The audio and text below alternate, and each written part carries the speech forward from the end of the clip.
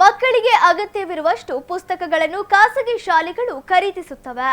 ಆದರೆ ತರಗತಿಯಲ್ಲಿ ಇರುವ ಪ್ರತಿಯೊಬ್ಬ ಮಕ್ಕಳಿಗೂ ಪುಸ್ತಕ ಖರೀದಿಸಬೇಕೆಂದು ಶಿಕ್ಷಣ ಇಲಾಖೆ ಒತ್ತಡ ಹಾಕಬಾರದು ಎಂದು ಜಿಲ್ಲಾ ಶಾಶ್ವತ ಅನುದಾನ ರಹಿತ ಶಾಲಾ ಮಂಡಳಿಗಳ ಸಂಘದ ಅಧ್ಯಕ್ಷ ತ್ಯಾವಣಿಗೆ ವೀರಭದ್ರಸ್ವಾಮಿ ಹೇಳಿದರು.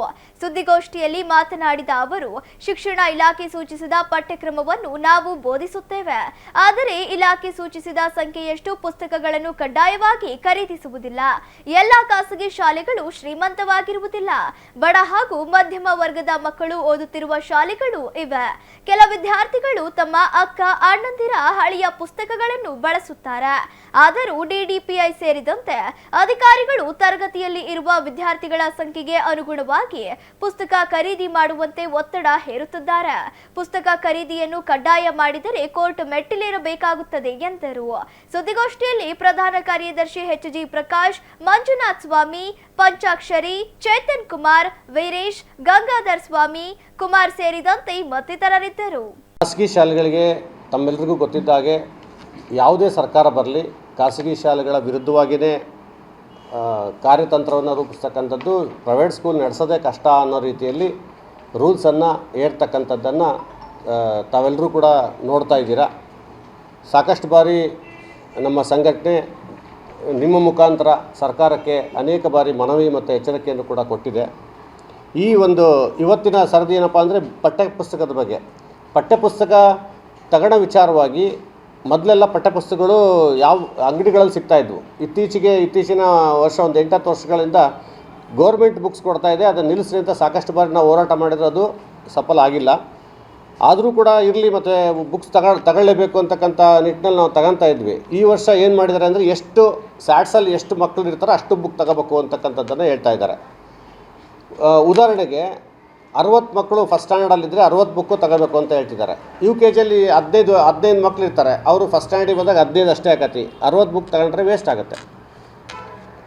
ಬಡತನ ರೇಖೆಗಿಂತ ಕೆಳಗಿರ್ತಕ್ಕಂತಹ ಪ್ರೈವೇಟ್ ಸ್ಕೂಲ್ ಅಂತ ಅಷ್ಟೇ ಎಲ್ಲ ಶ್ರೀಮಂತ ಶಾಲೆಗಳಿಲ್ಲ.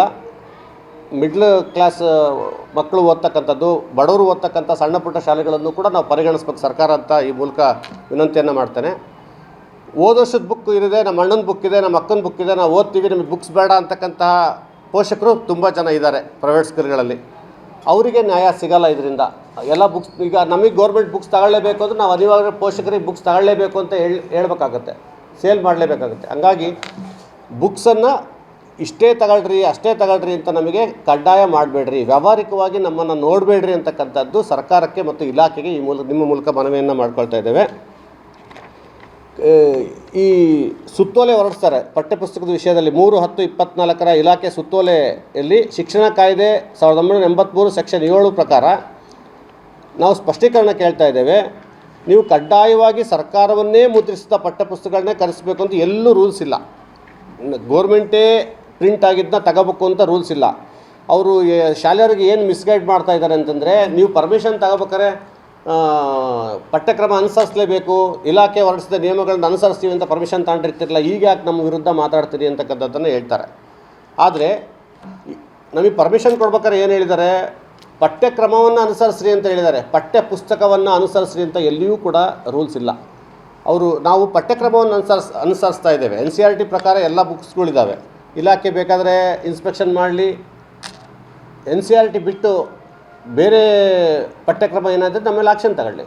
ಅದು ಬಿಟ್ಟು ನಾವು ಕೊಟ್ಟ ಪುಸ್ತಕನೇ ತಗೋಬೇಕು, ಇದನ್ನೇ ಬೋಧಿಸ್ಬೇಕು ಅಂತಕ್ಕಂಥದ್ದು ನಮಗೆ ಹೊರೆ ಏರ್ತಕ್ಕಂತಹ ಒಂದು ಕೆಲಸ ಆಗಿದೆ.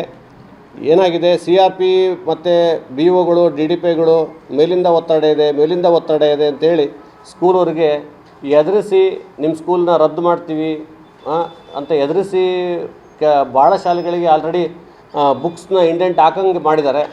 ಆದರೆ ಇದು ಭಾಳ ಕಷ್ಟ ಆಗುತ್ತೆ, ಬಡ ಜನರಿಗೆ ಕಷ್ಟ ಆಗ್ತೈತಿ. ಈಗ ಏನು ಗೊತ್ತಾ, ಸಮಸ್ಯೆ ಏನಾದ್ರು ಬಂದರೆ ನಾವು ಅಷ್ಟೇ ಫೇಸ್ ಮಾಡೋದಲ್ಲ, ಬಡವರು ಕೂಡ ಫೇಸ್ ಮಾಡಬೇಕಾಗುತ್ತೆ. ಅವ್ರಿಗೆ ನಾವು ಕಡ್ಡಾಯ ಅಂತೀವಿ, ಸರ್ಕಾರ ನಮಗೆ ಕಡ್ಡಾಯ ಅಂದರೆ ನಾವು ಬಡವ್ರಿಗೆ ಕಡ್ಡಾಯ ಏನು ಮಾಡೋಕ್ಕಾಗಲ್ಲ, ತಗೊಳ್ರಿ ಅಂತೀವಿ. ನಮ್ಮ ಅಕ್ಕನ ಬುಕ್ ಇದೆ, ಅಣ್ಣನ ಬುಕ್ ಇದೆ, ನಾವು ಓದೋಕ್ಕೆ ಅವಕಾಶ ಕೊಡ್ರಿ ಅಂದರೆ ಅವ್ರಿಗೆ ಅವಕಾಶ ಕೊಡೋಕ್ಕಾಗಲ್ಲ. ಆದ್ದರಿಂದ ಬಡವರಿಗೆ ಅನುಕೂಲ ಆಗ್ತಕ್ಕಂಥ ರೀತಿಯಲ್ಲಿ, ಮಧ್ಯಮ ವರ್ಗದ ಶಾಲೆಗಳಿಗೆ ಅನುಕೂಲ ಆಗ್ತಕ್ಕಂಥ ರೀತಿಯಲ್ಲಿ ಇದನ್ನು ಬುಕ್ಸನ್ನು ಖಾಸಗೀಕರಣಗೊಳಿಸ್ರಿ, ಅಥವಾ ನಮಗೆ ಎಷ್ಟು ಬೇಕೋ ಅಷ್ಟು ತಗೊಳಕ್ಕೆ ಅವಕಾಶ ಕೊಡ್ರಿ ಅಂತ ನಿಮ್ಮೆಲ್ಲರ ಮೂಲಕ ಇಲಾಖೆಯನ್ನು ಮತ್ತು ಸರ್ಕಾರವನ್ನು ಒತ್ತಾಯಿಸ್ತಾ ಇದ್ದೇನೆ. ಒಂದು ಕೋರ್ಟ್ ಆರ್ಡ್ರ್ ಕೂಡ ಇದೆ, ಅದನ್ನು ಕೂಡ ಅಟ್ಯಾಚ್ ಮಾಡಿ ಇವತ್ತು ಮಾನ್ಯ DDP ಅವರಿಗೆ ಮನವಿಯನ್ನು ಕೊಡ್ತಾ ಇದ್ದೇವೆ. ಈಗ 11:30 ಸಿಗ್ತೀವಿ, 12 ಗಂಟೆ ಸಿಗ್ತೀವಿ ಅಂದರು, ಮನವಿಯನ್ನು ಕೊಡ್ತಾ ಇದ್ದೇವೆ. ಕೋರ್ಟ್ ಆರ್ಡ್ರ್ ಇದೆ. ಕೋರ್ಟ್ ಆರ್ಡ್ರ್ ಏನಿದೆ ಅಂದರೆ ಪಠ್ಯಪುಸ್ತಕವನ್ನು ಅನುಸರಿಸ್ರಿ ಅಂತ ಇದೆ. ಪಠ್ಯಪುಸ್ತಕ ಅಲ್ಲ, ನೀವೇನಾದರೂ ಇದ್ರ ಬಗ್ಗೆ ಫೋರ್ಸ್ ಮಾಡಿದರೆ ನಿಮ್ಮ ಕಂಟೆಂಪ್ಟ್ ಆಗುತ್ತೆ ಅಂತಕ್ಕಂಥ ಆರ್ಡ್ರ್ ಇದ್ದರೂ ಕೂಡ, ಹೈಕೋರ್ಟ್ನ ಆರ್ಡ್ರು ಅವ್ರ ವಿರುದ್ಧವಾಗಿದ್ದರೂ ಕೂಡ ಅದನ್ನು ಲೆಕ್ಕಿಸದೆ ಅವರು ಮಾಡ್ತಾಯಿದ್ದಾರೆ. ವ್ಯಾವಹಾರಿಕವಾಗಿ ಪಠ್ಯಪುಸ್ತಕವನ್ನು ಸೇಲ್ ಮಾಡ್ತಕ್ಕಂಥದ್ದು ತಪ್ಪಾಗುತ್ತೆ. ಇದನ್ನು ಸಮಾಜ ಸೇವೆ ಅಂತಕ್ಕಂಥ ನಿಟ್ಟಿನಲ್ಲಿ ನೋಡಬೇಕು ಅಂತ ತಮ್ಮೆಲ್ಲರ ಮೂಲಕ ಇಲಾಖೆಯನ್ನು ಮತ್ತು ಸರ್ಕಾರವನ್ನು ಒತ್ತಾಯಿಸ್ತೇವೆ. ಅದಕ್ಕೂ ಮೀರಿ ಅವ್ರು ಕಡ್ಡಾಯ ಮಾಡ್ತೀವಿ, ನಾವು ಹೇಳ್ದಂಗೆ ಕೇಳಬೇಕಂದ್ರೆ ನಾವು ಕಾನೂನು ಹೋರಾಟ ಮಾಡ್ತೀವಿ ಅಂತ